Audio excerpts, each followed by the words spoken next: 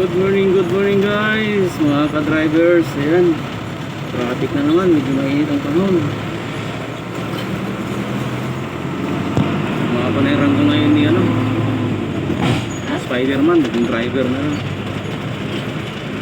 Ayan, medyo mainit ang panahon niya. Malapit na kasi ang Holy Week. Kaya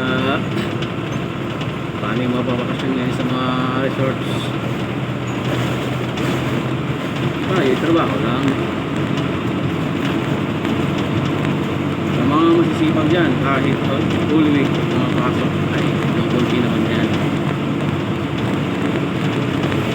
Magbabakasyon na sa mga lugar, ang Baguio, tapos ang north.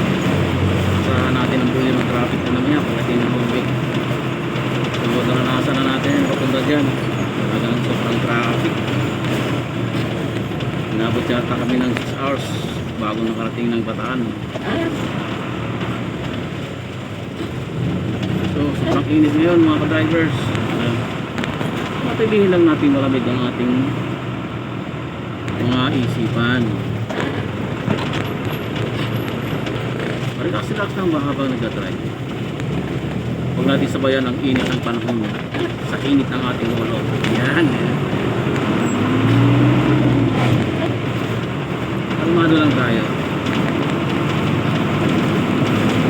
Natin na may napat mga drivers na sa mga senior na dyan. Lagi magdala ng tubig. Lalong lalo sa mga maedad at malalayo ang biyahe. Handa na yung tubig yan. Kasi minsan wala tayo madadala ng mga convenience store, wala tayo mabilhan.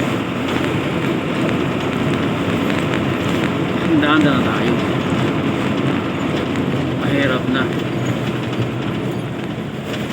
Sobrang init tumataas ang pressure ng dugo natin. Laging magbaho ng tubig.